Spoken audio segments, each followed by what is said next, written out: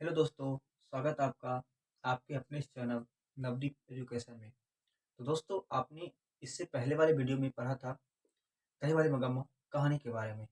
आज हम उसी कहानी से रिलेटेड कुछ ऑब्जेक्टिव क्वेश्चन को देखेंगे जो आपके बोर्ड एग्जाम के लिए बहुत ज़्यादा महत्वपूर्ण है। तो दोस्तों, हमने सबसे पहले पहले क्वेश्चन को देखते हैं अगर, तो इसमें कहा गया है दही वाली मगम्मा कहानी का कहानीकार कौन है? तो कहानीकार के बारे में, कहानीकार का मतलब लेखक, ठीक है? लेखक लेखिका जो कह सकते हैं, तो कहानीकार कौन है, ठीक है? तो आप इनमें 4 ऑप्शन दिया गया जिसमें श्रीनिवास, बी में सुजाता, सी में सात कोरी होता और डी में ईश्वर दिया गया है। तो आपको पता होगा दोस्तों, हमने आपको पहले वीडियो में पढ़ाया था कि दही वाली मगम्मा कहानी के कहानीकार वो कौन है? श्रीनिवास है। कौन है दोस्त? श्रीनिवास है। बहुत अच्छे। और अब हम दूसरे क्वेश्चन की ओर बढ़ते हैं। इसमें कहा गया दही वाली मगम्मा का कथाकार कहाँ से है? कथाकार जो लेखक है वो कहाँ से है? उनका घर कहाँ है? तो आप बता सकते हैं।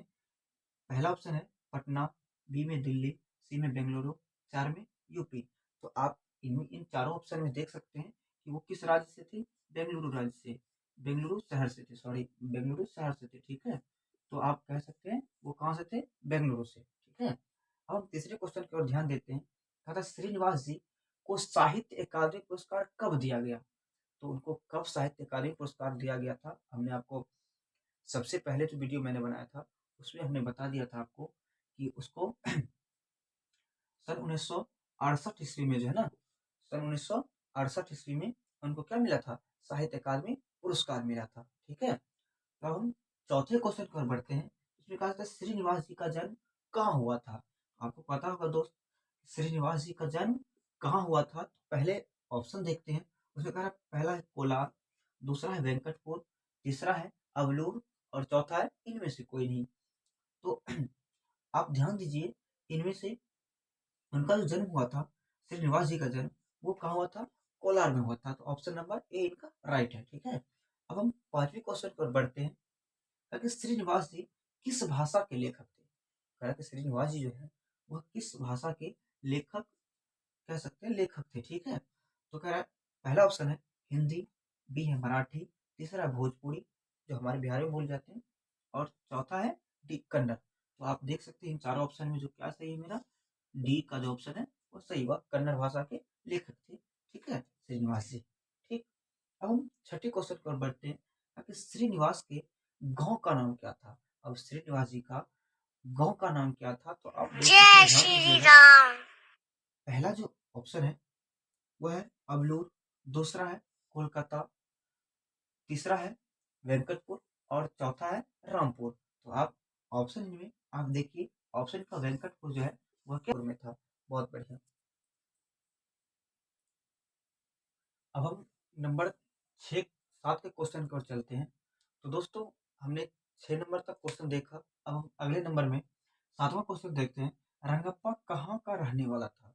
तो आप जानते हैं दोस्त रंगप्पा के बारे में।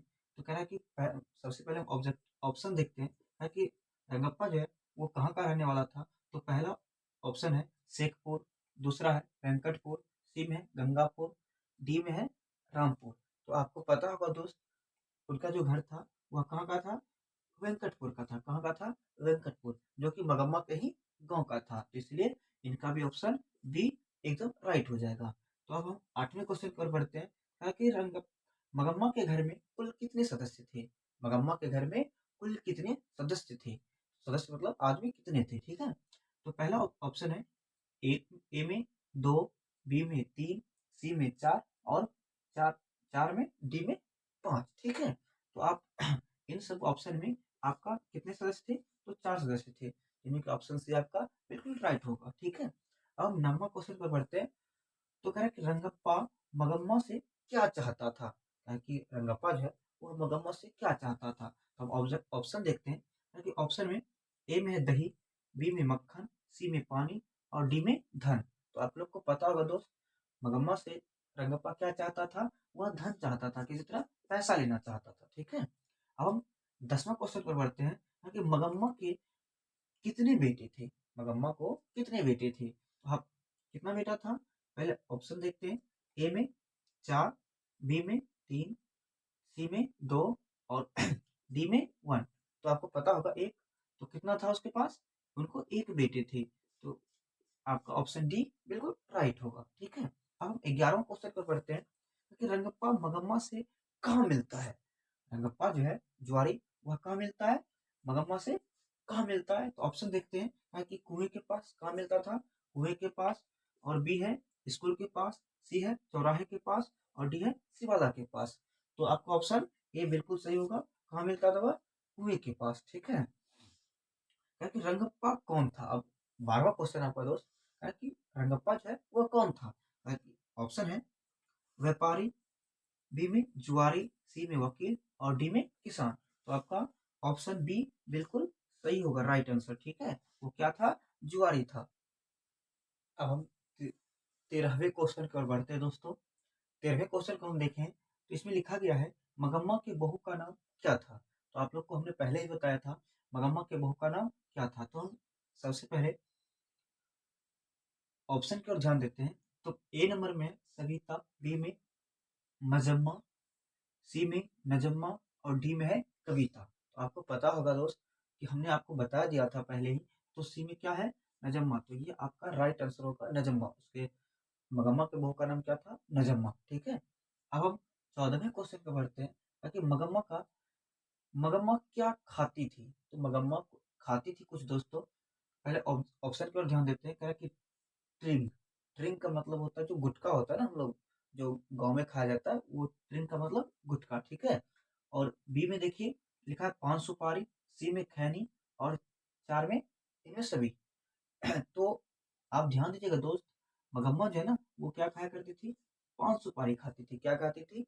पान सुपारी। ठीक है, और 15वें क्वेश्चन को अगर अगर हम देखें तो कह रहा है कि अमराई का कुआं कहाँ है? अमराई का जो कुआं था दोस्त, वह कहाँ है?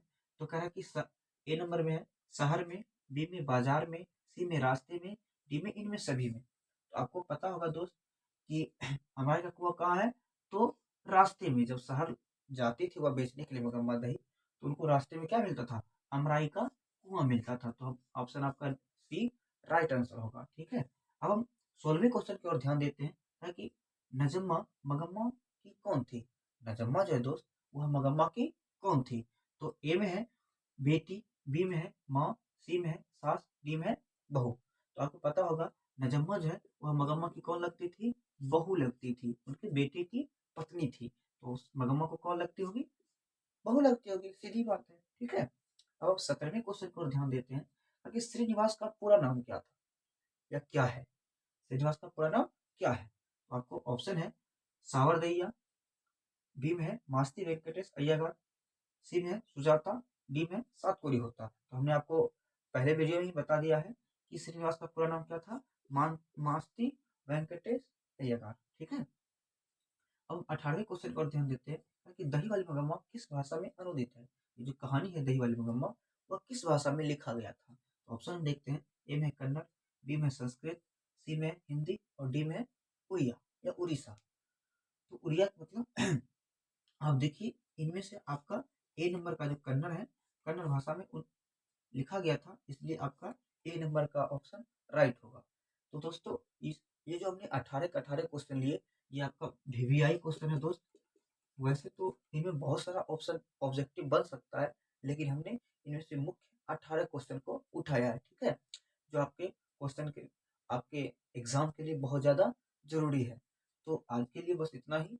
मिलते हैं अगले वीडियो में। आपको अगले वीडियो में क्वेश्चन मिलेगा। ठीक है, और अगर आपको ये वीडियो अच्छा लगता है तो लाइक शेयर और इस चैनल को, आपका जो नवदीप एजुकेशन का जो चैनल है, उसे सब्सक्राइब जरूर करें। और मिलते हैं कल अगले वीडियो में। ठीक है, जय हिंद, जय भारत, जय हिंद।